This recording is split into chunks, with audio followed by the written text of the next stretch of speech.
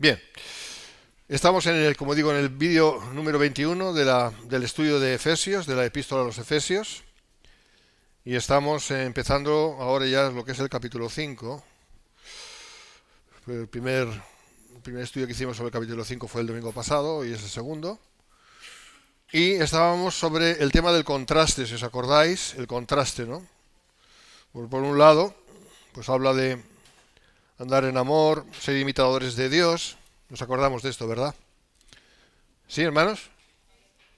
Y el contraste era, pues, cómo vive el mundo, lo que hace el mundo, el pecado del mundo y la palabra de Dios, por boca del apóstol, pues nos exhorta a no hacer lo que hace el mundo, sino todo lo contrario, sino hacer lo que dice, lo que en principio del capítulo vimos, que es ser imitadores de Dios. Entonces vamos a seguir con la cuestión esta de ser, de dejar las cosas que no son de Dios. Amén. Dejar las cosas que no son de Dios, tal y como estamos viendo. Por lo tanto, seguiremos comentando lo que el apóstol enseña como contraste por lo que ya dijo, ¿vale? El contraste nos ayudará a entender cuáles son las cosas que Dios detesta y de las cuales nos tenemos que deshacer. Y veremos que no son solamente las grandes, las gordas, también son las menos gordas. Nos tenemos que deshacer de todas estas cosas. Bueno, ya lo empezamos a ver el domingo pasado, vamos a seguir viéndolo. Y ahí está, versículo número 4, versículo 4.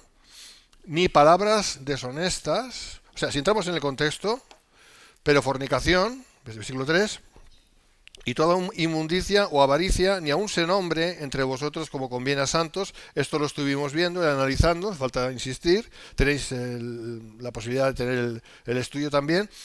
Y aquí ya vemos ni palabras deshonestas, ni necedades, ni truhanerías que no convienen, sino antes bien acciones de gracias. Vamos a ir viendo paso por paso de qué está hablando el apóstol, que es muy importante. Y veremos que hila bastante fino, en relación a lo que es el pecado, y la exhortación suya, lógicamente, de parte de Dios es que los cristianos abandonen absolutamente todas esas prácticas, ¿no? Por muy finas, entre comillas, que sean. Bien, entonces a los pecados anteriores, llamados de obra, porque fornicación es una obra, evidentemente, etcétera, ahora añade el apóstol otros pecados de palabra, o sea, que tienen que ver con la palabra. La Biblia nos exhorta a tener mucho cuidado con la palabra de Dios. Bien, nos exhorta a tener mucho cuidado para obedecerla, pero también nos exhorta a tener mucho cuidado con nuestra boca, con nuestra palabra, a ver qué decimos, porque lo que decimos tiene peso. Y la palabra de Dios dice que seremos juzgados también por nuestras palabras. ¿Amén?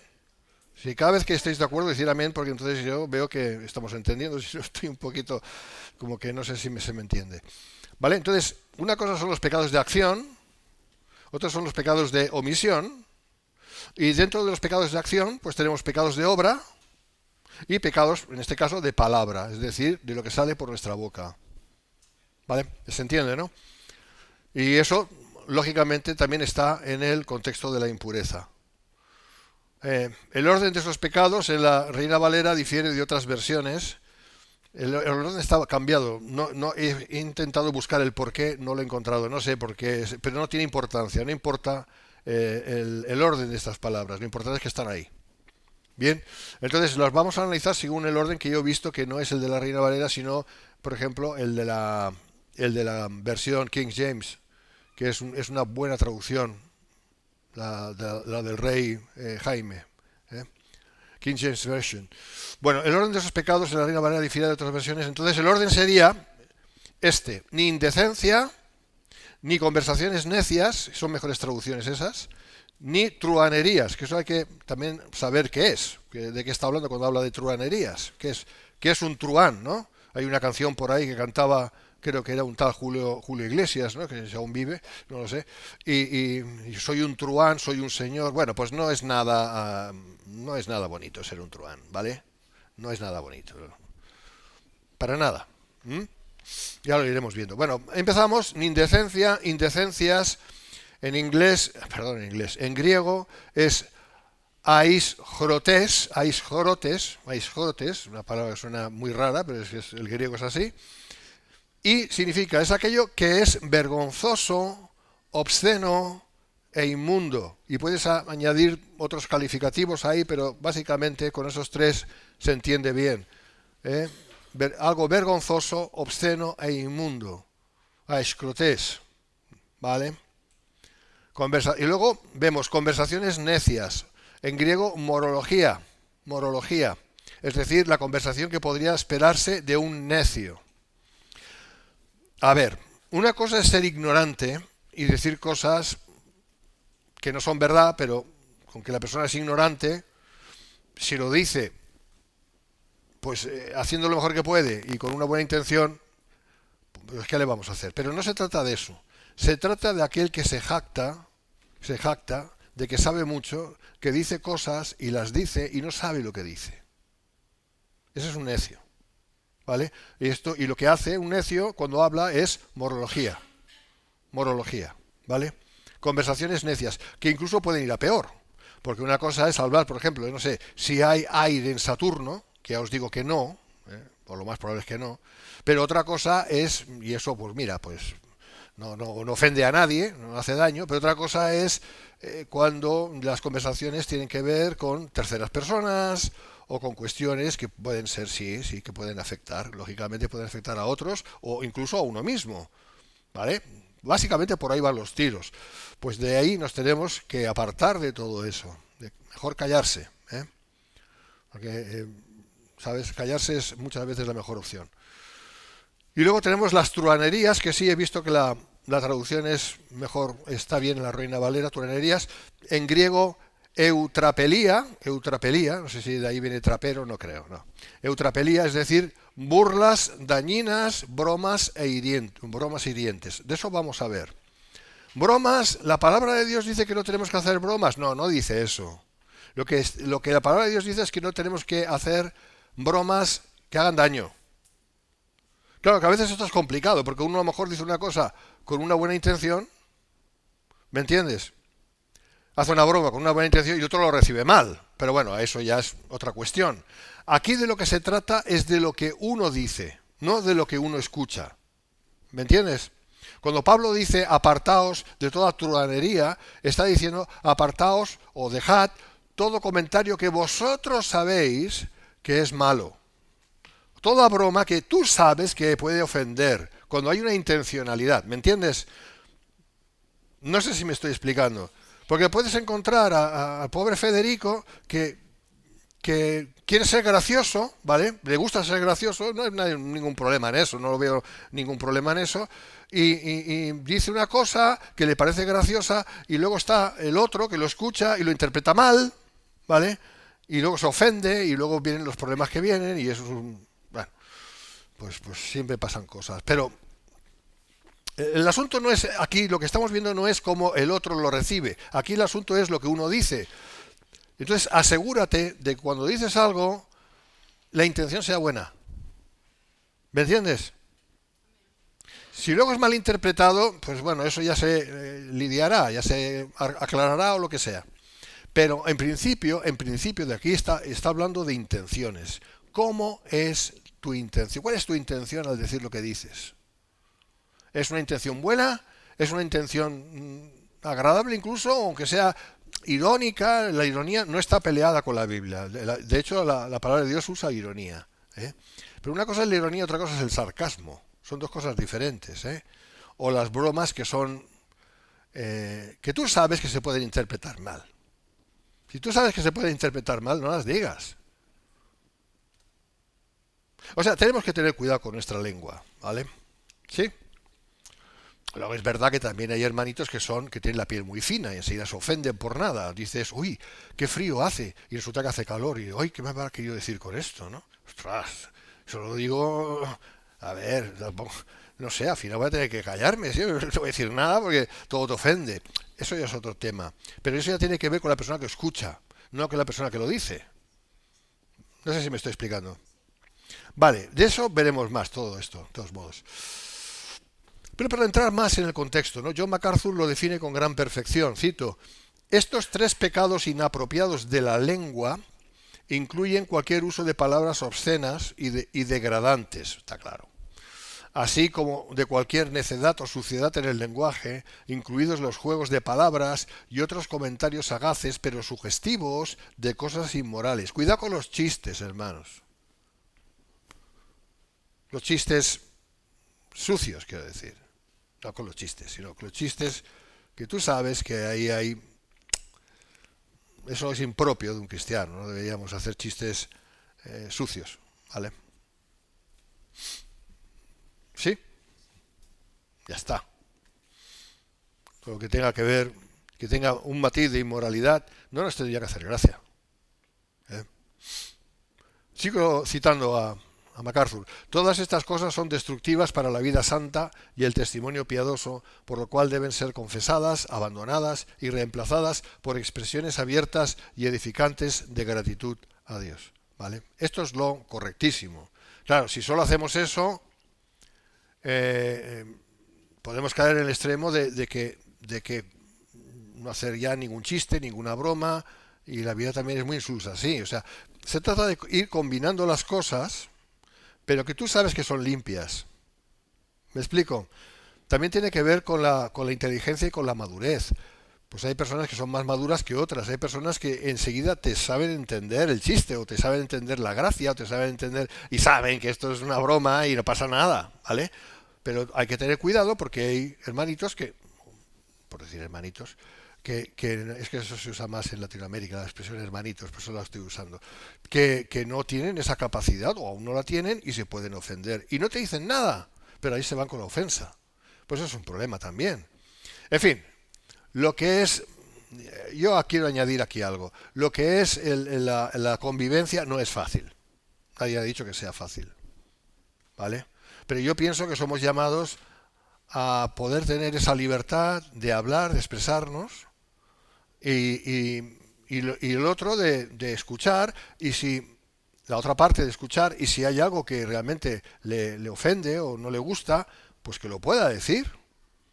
O sea, ese tipo de confianza entre hermanos. ¿Me explico? Por ahí también me estoy explicando por ahí. O sea, porque eso es lo ideal. Lo ideal es que uno pueda tener libertad de poder decir las cosas con cuidado, ya lo entendemos, y que el otro, si es tiene la piel muy fina, bueno, ¿qué le vamos a hacer? Y aprenderá, pues que tenga la libertad de venir, oye, Federico, es que lo que me has dicho no me ha gustado, ¿no? ¿Qué querías decir con esto? Ah, no, yo quería decir es que te murieras. No, eso no lo vas a decir, claro que no. Me estoy explicando, o sea, el otro pues tiene la oportunidad también de decir, pues mira, no he querido ofenderte, yo lo que quería hacer una broma, era una parodia, una broma, o sea, vale, es que no lo había entendido así, zanjado el asunto. Bien, porque también, por otro lado, si tenemos que ir con miedos de que me prefiero no decir nada para no ofender, pues tampoco es eso. Yo creo que tenemos que tenemos que saber soplar y, como dice el dicho soplar y al mismo tiempo, lo contrario de soplar, inhalar, ¿no? Inhalar, soplar, inhalar. Sí, no, eso es otra cosa. Sí, tenemos que tener la libertad y absorber, dice. Bueno, ¿eh? ¿Eso qué significa? En fin, hermanos, seamos serios. Seamos serios. Bien, yo creo que la meta, en términos de convivencia entre hermanos, que es de lo que estoy hablando ahora, en términos de convivencia, es avanzar hacia una comunicación en la cual todos participemos y estemos contentos. ¿Sí o no? Porque por otro lado, como estoy diciendo, y yo quiero extenderme en esto porque también es importante, está el extremo de esta persona que es tan claro con que no quiere ofender a nadie y quiere tener tanto cuidado, no dice nunca nada y solo sonríe. Gracias. Y solo sonríe porque dice, uy, mira, si sonrío no ofendo a nadie, pero si hablo lo mismo ofendo, entonces me callo y sonrío. Hombre, es muy triste.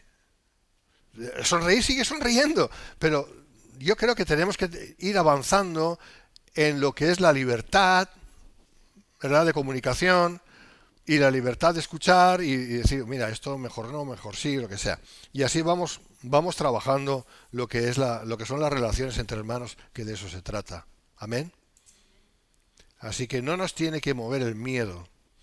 No nos tiene que mover el miedo. Uy, cuidado, cuidado, porque si siempre es el miedo, no avanzamos, no vamos a ningún sitio. Tampoco es avanzar ahí de cualquier manera. Yo creo que la sabiduría es donde lo que tiene que primar, ¿no? Y entre unos y otros, pues vamos avanzando en lo que es comunicación y recepción de comunicación. Amén. Pero bueno, básicamente es eso. O sea, Dios no nos llama a ser gente así impávida, que no dice nada, que para no ofender y tener un testimonio perfecto, porque yo no creo que eso sea así en el cielo. Yo creo que en el cielo la gente habla y la gente se expresa, la gente que está en el cielo, ¿sabes? Claro, ellos ya son perfectos, nosotros no. Pero de todos modos, somos llamados a seguir el ejemplo de Jesús. Yo no me puedo imaginar a Jesús callado todo el rato y solamente diciendo cosas espirituales, no sé si me explico, ¿sabes? Y ya está. Las cosas espirituales las tenemos aquí. No está escrito todo lo que... Pero yo puedo imaginarme a un Jesús abierto, un Jesús simpático, un Jesús amable, un Jesús cariñoso, empático, simpático y empático, y que sabía relacionarse con la gente, sabía relacionarse con todos los demás. No sé si me estoy explicando. Pues este es el ejemplo que tenemos que seguir. Amén. Eso, lógicamente, en esa libertad ya va en contra de todo lo que es maldad, malicia, ganas de hacer daño, por supuesto. Eso ya es el colmo. Y todo lo que son palabras obscenas, palabras sucias o cosas que no. Eso seguro que no estuvo nunca en la boca del Señor. Amén. Bien, sigo. Versículo 5. Porque sabéis esto, que ningún fornicario o inmundo o avaro que es idólatra tiene herencia en el reino de Cristo y de Dios. Aquí está haciendo Pablo una admonición muy clara. Dice, porque sabéis esto. ¿Qué significa que sabéis esto? Porque ya lo sabían. Porque Pablo ya les había enseñado de esta manera. Amén. Pablo había enseñado esta verdad, la cual analizaremos muchas veces mientras pastoreó la iglesia en Éfeso, porque él fue pastor de Éfeso, de la iglesia de Éfeso. Y les enseñó, y les enseñó, y les enseñó. ¿Por qué? Porque la cultura, como que eran gentiles, la cultura de la que venían era una cultura de pecado terrible, como la de hoy en día. Yo creo que la de hoy en día es peor aún. Entonces Pablo tiene que deciros, no, mira, todo esto que habéis aprendido está mal. Tienes que desaprenderlo y volver a aprender lo que es lo correcto. Por eso dice, porque sabéis esto. Ellos lo sabían. ¿Vale? En las iglesias se tiene que predicar esto. En las iglesias se tiene que advertir sobre todo lo que son los comportamientos sucios, el empleo sucio o fuera de orden de lo que es el sexo, etcétera, etcétera. Todo eso se tiene que enseñar y si no se enseña, está mal. No vale eso de decir, es que Dios te ama y Dios te ama. Y ya está, ¿no? Dios te ama, pero Dios no ama tu pecado. Dios no quiere que tú peques. Dios aborrece el pecado. Dios es 3 veces santo. Amén. Entonces, los efesios lo sabían. Los efesios venían de dónde venían. Del mundo gentil, inmoral. Ellos no tenían tanto pecado porque nunca habían conocido la palabra de Dios. Pero esta sociedad sí ha conocido la palabra de Dios y la ha rechazado. Esta sociedad es peor. Pero bueno, esta palabra va dirigida a los cristianos, ¿no? Entonces ahí es donde tenemos que aprender. Nosotros no podemos participar de todas estos pecados de obra, de pensamiento y de palabra. No puede ser. Ellos lo sabían, porque sabéis esto. Ellos lo tenían bien claro en su mente. ¿Amén? Vamos a ir viendo paso a paso. La traducción de fornicario, lo cual implica aquí también adúltero, ¿vale? Aquí son los dos. Viene del griego pornos, donde viene la palabra pornografía, es decir, pornografía significa imágenes de porno, ¿vale? Pues porno es justamente lo que voy a decir ahora, y literalmente significa sea hombre o mujer que se junta sexualmente con prostitutas o prostitutos. Esto es lo que significa originalmente pornos, ¿vale? Implica también toda relación sexual ilícita, sea por dinero o sea sin dinero por el medio, da igual. Bueno, no da igual, pero para que lo entendamos, todo va en el mismo saco. Se llama porno, pornos en griego, y la traducción de la Reina Valera, fornicario, yo creo que sería mejor traducción, en todo caso, fornicario y adúltero, todo fornicario y adúltero, para que se pueda entender, porque eso no solamente es para los solteros, también para los casados. Y como veremos, no sé si está aquí, no, lo tenía yo en mente para decirlo. No solamente, como digo, es una cuestión de ir con prostitutas o las mujeres con prostitutos, que es la palabra, sino con cualquier otra persona, aunque no sean de ese, entre comillas, oficio. ¿Me explico? Y por supuesto que aquí implica también todo lo que se hace de pensamiento, no solamente de obra. ¿Eh? Bien, por inmundo, ¿qué dice? ¿Qué dice? Madre mía, esto no va bien. Sabéis que ningún fornicario o inmundo, ¿vale? Inmundo, vale. Entonces, por inmundo, la palabra en griego es ajazarzos, es aquel que practica la inmundicia o ajazarsía, ¿vale? Eso significa inmundicia. Es decir, toda clase de impureza física y moral, es decir, suciedad de pensamiento, deseos pecaminosos, conversaciones obscenas y todo lo que implica todo esto. Todo esto es ajazarsía, ¿vale? O sea, es lo contrario a como vive el mundo. Lo contrario. Lo contrario. No nada que ver. Así que toda persona que tiene la mente sucia y que se recrea en ello, no es, no son, no, para que lo vayamos entendiendo bien, no está hablando aquí de pensamientos que vienen, porque los pensamientos que vienen, si no los queremos, los rechazamos. ¿Amén? El problema no es con los pensamientos, hermanos, ¿estáis ahí? Con los pensamientos que vienen, que emergen y tú estás tranquilo y te viene un pensamiento inmundo, obsceno, ¿vale? Vamos a decir. Y el asunto es qué haces con ese pensamiento. ¿Estás ahí? ¿Qué haces con ese pensamiento? Es la cuestión. ¿Le das cabida? ¿Te regodeas en él? Si haces eso, estás pecando. Y si sigues haciendo eso, la cosa puede ir a más. Porque lo que piensas y consientes en pensar, que sería la mejor cosa, lo consientes para entenderlo, consientes en pensar, te lleva a una emoción que tiene que ver con esto. Y de ahí es un paso para ir a la obra de pecado. O sea, lo que piensas, sientes. Y eso te lleva, o vas a tener una lucha terrible, a la acción, a caer. Y el caer no solamente, como dije antes, es algo, digamos, físico. Tú puedes caer mentalmente. ¿Vale? Luego veremos el ejemplo que nos da el Señor. Entonces, insisto en esto que es muy importante, no es el pensamiento que te viene.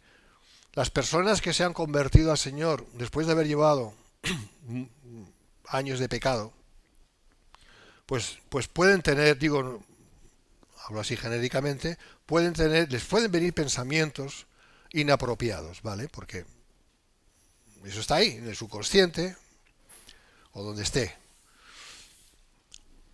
El asunto no pasa nada con eso. No pasa nada. Depende de lo que hagas con eso. Hermanos, ¿me seguís? Depende de lo que hagas con eso. Si eso lo rechazas ipso facto, ¿entendéis la expresión ipso facto? Pero ya, si lo rechazas, thumbs up, ¿vale? Como dicen en Inglaterra. Puños arriba. Genial. Eso es lo que hay que hacer. Y conforme vayas haciendo eso más y más y más veces, más victoria tendrás sobre esos pensamientos y consecuentes deseos. Amén. Pero tiene que ser ya. Tienes que coger el hábito de decir, no, fuera. Incluso si haces así, está bien. La gente dirá, ¿qué haces? Y yo, no, estoy bailando. No importa. No importa, lo importante es la determinación en tu voluntad de decir no. Va de retro, ponte atrás, vete de mí. El enemigo tiene mucho que ver con esto, ¿eh? Entonces tú vas tomando tu lugar, vas tomando tu posición de victoria paso a paso, y no importa cuál haya sido tu pasado, tus pecados han sido perdonados. Si eres cristiano, tus pecados han sido perdonados. Pero el enemigo va a intentar traértelo todo otra vez a tu mente, ¿no? Porque es muy pesado, es cansino, ¿sabes? Pero tú sé más cansino todavía. Digo, no, no, no, no, no. Y ten mucho cuidado, porque claro, si dices no, no, y viene tu mujer y dices no, no, se va a ofender, porque no va a saber de qué estás hablando, y tú le vas a estar diciendo no, no, y tu mujer va a decir, oye, ¿qué estás diciendo? ¿Cómo que no? Si te he dicho que fregues los platos, tampoco te he pedido gran cosa. No, no, ay, no, no, que no tiene nada que ver, que es una broma. O al revés, ¿no? No al revés. La mujer está diciendo no, no, no, y viene el marido, hombre, que no, ¿no qué? A ver, estoy en serio ahora. Lo que estoy diciendo es importante, hermanos. Amén. Tenemos que tener victoria sobre nuestros pensamientos. Los pensamientos nuestros no dirigen nuestra vida. Quien dirige nuestra vida es el Señor. Y Dios quiere que tengamos victoria sobre los pensamientos. Y el cristiano es la persona que tiene que decir más veces no. El cristiano es la persona que tiene que decir más veces no. Mientras estemos en este cuerpo. ¿Amén? Así que decimos no. Lo contrario es lo que estamos viendo aquí. Toda persona que tiene la mente sucia y que se recrea en ello está dando culto a la ajazarsía, a la inmundicia. ¿Y cómo vas a salir de eso? Pues es que está en nuestra mano el decidir cómo vivir. ¿Vivimos para agradar a Dios o vivimos para agradar a la carne? Tú verás. Respecto a los hombres, hoy en día ya es a los hombres y a las mujeres, porque por lo que yo tengo entendido, las mujeres también tienen la mente sucia, pueden tener la mente muy sucia, por lo que me han contado. Yo es que soy de otra época, yo no sé. Pero bueno, siempre ha sido más una cuestión de la testosterona, supongo, ¿no? O algo así, ¿no? Pues el Señor lo dijo bien claro, Mateo 5:28, pero yo os digo que cualquiera que mire a una mujer para codiciarla, ya adulteró con ella en su corazón. O sea, más claro. Y alguno diría, entonces, ¿qué tengo que ir? ¿Con un antifaz? ¿O cómo tengo que ir? ¿Con un pasamontañas? ¿O cómo es que tengo que ir? No. Tienes que ir diciendo no, no, no, no, no, hasta que cada vez vayas diciendo menos veces no, no, no. A lo mejor de vez en cuando dirás no y luego ya no será necesario porque ya estás teniendo victoria. Y dejarás de ver a una mujer como un objeto de deseo. Verás a una mujer como una persona, como tú, como un ser humano. ¿Me entiendes? Estoy hablando de los hombres que tienen la mente. Estas cosas se han de enseñar, hermanos. Se han de enseñar, no se enseñan. No se enseñan. Yo sé que son crudas, pero ¿qué queremos? ¿La verdad? ¿Queremos la realidad? ¿O nos perdemos en los mundos de Yuppie? Ay, yo estoy bien, todo va bien, todo es perfecto y Dios me ama mucho y bla, bla, bla. No, hombre, o sea, hay que hablar las cosas. Y el contexto de iglesia es donde hay que hablarlo. Porque es la palabra de Dios. Amén. Porque si esto no estuviera escrito, si estas cosas no estuvieran escritas, pues vale. Pero es que está escrito. Y se ha de enseñar, y se ha de recalcar. ¿Amén? Y eso es lo que estamos viendo. Y la palabra del Señor, lo voy a leer de nuevo, es clarísima. Pero yo os digo, es el Señor diciéndolo, yo os digo, que cualquiera que mira a una mujer, no dice cuál, dice una, la que sea, para codiciarla, se entiende sexualmente, no puede ser de otra manera, ya adulteró con ella en su corazón. O sea, ha pecado, ha adulterado, ya está. Ah, que yo soy soltero. Es igual. Has fornicado, si lo quieres así con ella. Es que estoy casado. Igual, o peor. Porque encima has engañado a tu mujer. Ah, que no lo sabes, igual has engañado. Así que la cosa es seria. Amén. Dios quiere que vivamos vidas puras, hermanos. Pero muy, muy puras. No está en nuestra capacidad humana el vivir así al 100%, pero tenemos la gracia de Dios para hacerlo. ¿Sí? Vale. Porque el que practica esto tiene la mente sucia, es un inmundo. Mira, la Biblia le llama inmundo. Este es un ejemplo de cualquier otro pecado que una persona pueda estar rumiando en su mente, aunque no logre cometerlo visiblemente. Esto el Señor habla en términos de sexo, pero también puede ser cualquier otra cosa, algo que uno codicia, ¿no? Yo quiero esto. Pues eso es un pecado de idolatría, ¿no? Porque esto llega a ser lo más importante en la vida de uno en un momento dado. Y lo único importante que tiene que haber en la vida de uno es el Señor. Pues habla de avaricia. Aquí está el avaro codicioso, pleonectes en griego. Nunca se sacia porque su deseo le empuja y jamás encuentra satisfacción por mucho que siga y consiga. Es una forma de idolatría, ya que busca en las cosas lo que jamás éstas podrán darle, verdadera satisfacción, la que solo Dios puede dar. Por eso Dios dice que nuestro Dios es celoso, es verdad, pero yo creo que lo que le mueve a Dios es su amor. Y es celoso porque Él sabe que el único que puede traer satisfacción verdadera al ser humano es Él. Pero cuando el hombre busca por sí mismo, el hombre o la mujer, busca el ser humano, busca por sí mismo satisfacer su alma, aparte de Dios, fuera de Dios, sabe que va a caer en una idolatría, porque ese objeto, o lo que sea, o sea un objeto, o sea cualquier cosa que quiera en la vida, cuando es exagerado, cuando va más allá de lo que es lo normal, de un simple deseo, que sea correcto, cuando va más allá, es una forma de idolatría. Porque esto llega a ser lo más importante en su vida y desplaza a Dios. ¿Me entiendes? Y la avaricia es eso. Es una forma de idolatría. Dios jamás tolera el pecado y tal acción no tiene lugar alguna en su reino. Por eso, dice MacArthur, ninguna persona cuyo patrón de vida se caracterice por hábitos de inmoralidad, hábitos dice, y es verdad, hábitos de inmoralidad, impureza o avaricia estará en su reino. Esta clase de persona no es salva.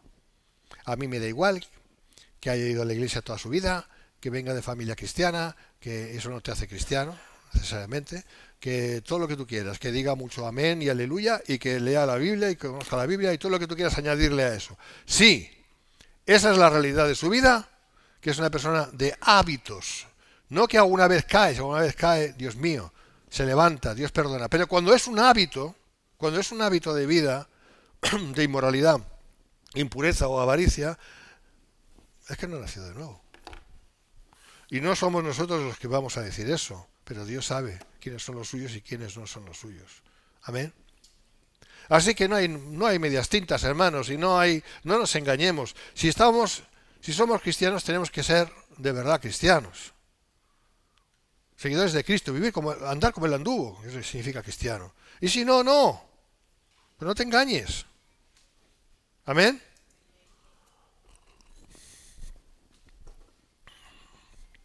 Que es así. Yo estoy diciendo las cosas como son. No puedo hacer otra cosa. Dice el reino de Cristo y de Dios. Esta es una referencia a la esfera de salvación donde Cristo reina sobre los redimidos. En primera instancia es el señorío de Dios sobre el corazón de cada uno de los creyentes por la gracia. ¿Vale? O sea, está diciendo que es entrar en el reino aquí y ahora. Porque el reino está en la iglesia, como tantas veces explico. ¿Y por qué el reino está en la iglesia? Porque el reino está en el corazón de cada verdadero creyente, porque somos templo del Espíritu Santo. ¿Entendemos eso? Estamos hablando del reino espiritual, no del reino tangible, eso es otra cosa. Entonces, los que no entran en el reino porque confiesan una cosa, dicen una cosa, pero viven otra, muy diferente, realmente no están en el reino de Dios y de Cristo. Y por supuesto, el día que partan, si siguen así, el día que partan, pues no van a ir a la gloria, eso está claro, van a ir donde van todos los demás, los que no creen. Sigo, versículo 6. Nadie os engañe con palabras vanas, porque por estas cosas viene la ira de Dios sobre los hijos de desobediencia. Interesante esto.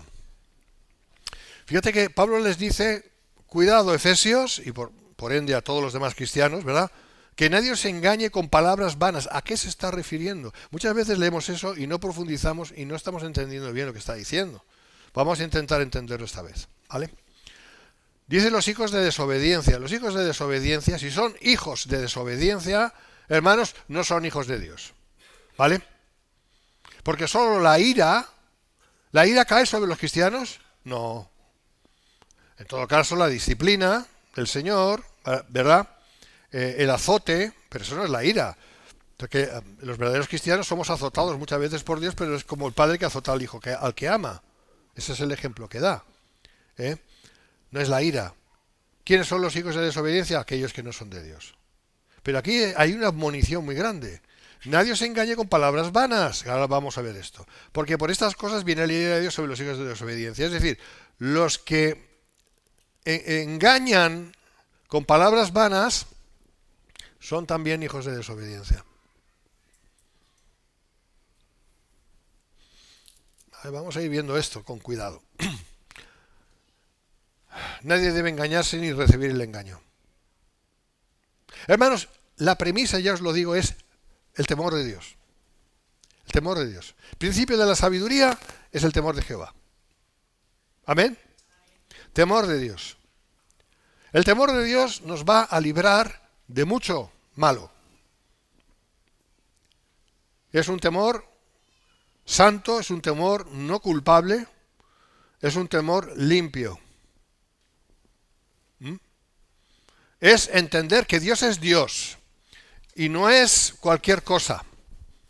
No es el amiguete. ¿Amén? Partimos de ahí. Por tanto, decimos, el pecado es pecado y la ira de Dios viene sobre todos los que lo practican. Esas vanas palabras, vamos a ver esto y entenderlo bien, son palabras vacías, vanas, engañosas, esas son las traducciones que vienen del griego. Palabras vacías, vanas, engañosas, ¿vale? No deben ser escuchadas por los verdaderos hijos de Dios. Son palabras que se presentan adornadas con aparente misericordia. Cuidado con la apariencia, y aparente bondad, pero que quitan importancia al pecado. Ahí está la cosa, ahí está la cosa.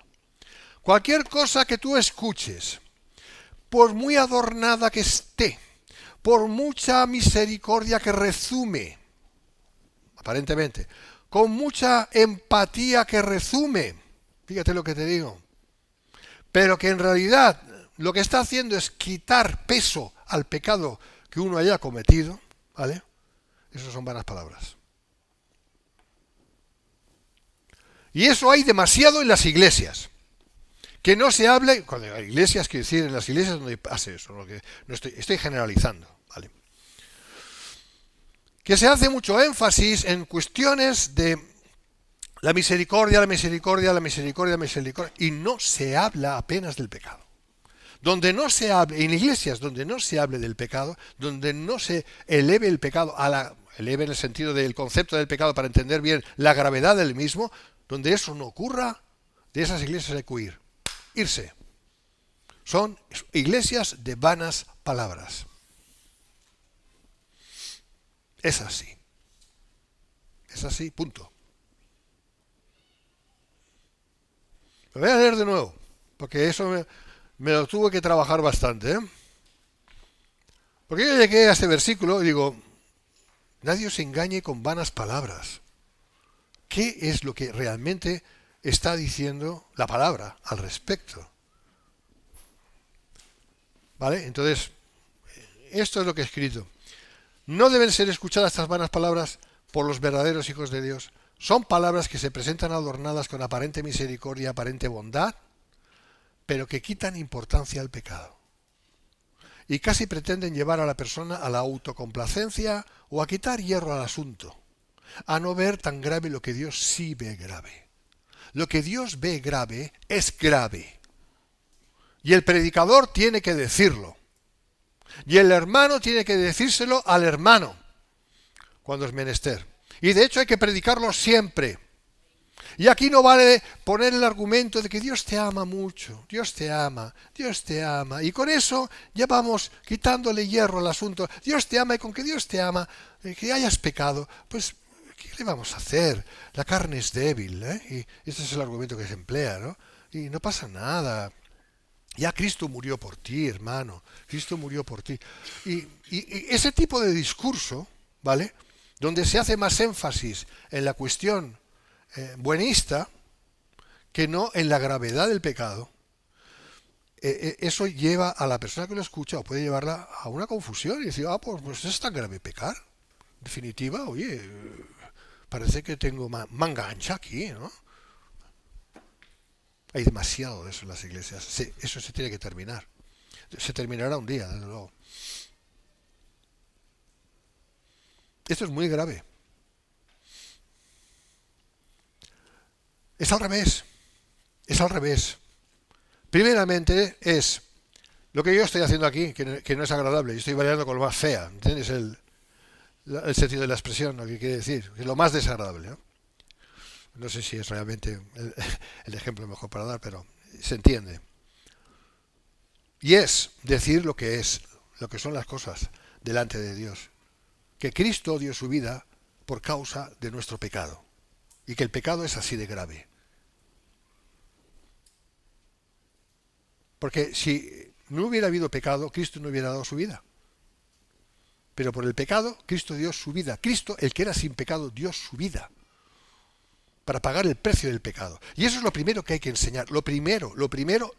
Y luego, cuando hay quebrantamiento, cuando la persona que lo escucha está quebrantada, le ha llegado al corazón, entonces puedes decir, pero hay perdón en el Señor. ¿Te das cuenta? Pero hoy en día, generalmente, generalizando, es al revés.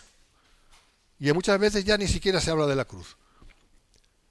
Y todo es la misericordia de Dios, el amor de Dios, que Dios te ama tanto, que a lo mejor se dice, no, y Cristo murió por ti, como diciendo, mira, qué favor me has hecho, ¿no? O sea, pero si tú ya muriste por mí, pues yo ya estoy bien, ya, ¿sabes?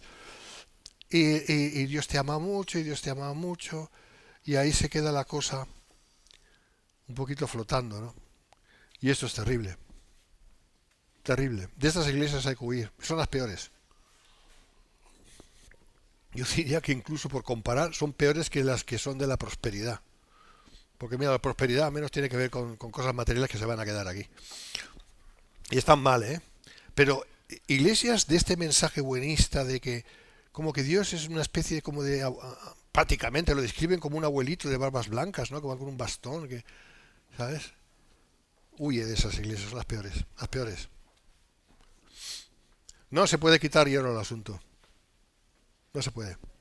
Y podría dar muchos ejemplos, pero no quiero tampoco cansaros. Así que esas vanas palabras han de ser silenciadas de inmediato. Ningún creyente será libre por completo de pecado en esta vida.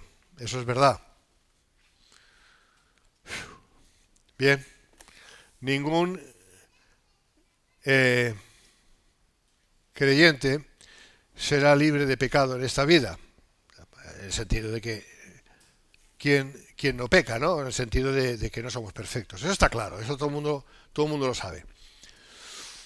Pero es un engaño muy peligroso que los cristianos ofrezcan seguridad de salvación, esa es otra lectura, seguridad de salvación a una persona que profesa ser creyente, pero cuya vida se caracteriza por el pecado persistente sin mostrar vergüenza por ese pecado ni hambre por las cosas puras y santas de Dios. En otras palabras, no se puede desde el púlpito tratar a todos como que son salvos. Y en la Biblia tenemos el ejemplo clarísimo de que Pablo justamente no hacía eso. A los corintios les lanza por si habéis, o los colosenses, por si habéis escuchado, por si habéis aprendido, por si habéis cambiado. O sea, siempre hay un condicional. ¿Por qué? Porque Pablo se dirige a todos los que se confiesan cristianos. Pero él no sabía quiénes son cristianos y quiénes sí son cristianos. Como yo tampoco lo sé. Ni tú.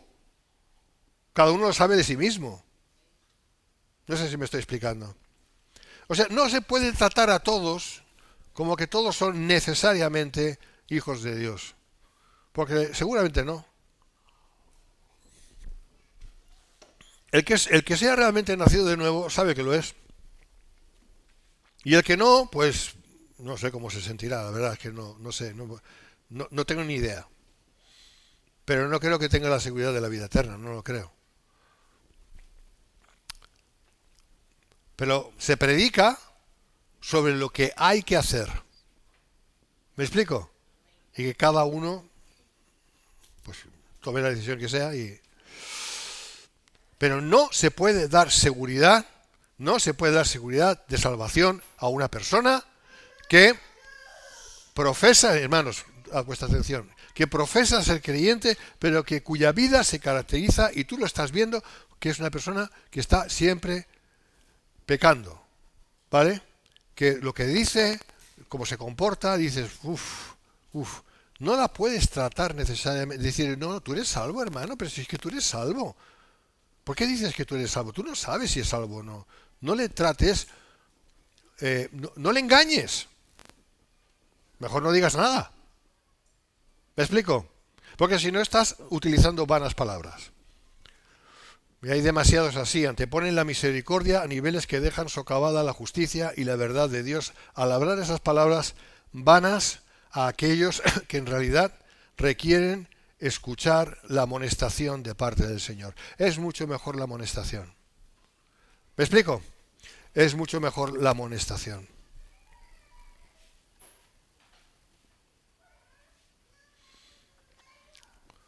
Es mucho mejor la amonestación porque a lo mejor produce al principio disgusto, pero luego, cuando uno recapacita, si es de Dios, producirá un buen fruto.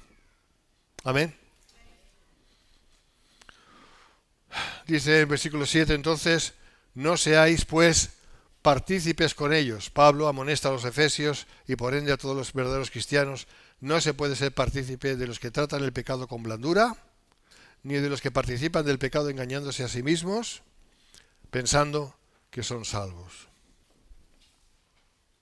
Bien, lo vamos a dejar aquí,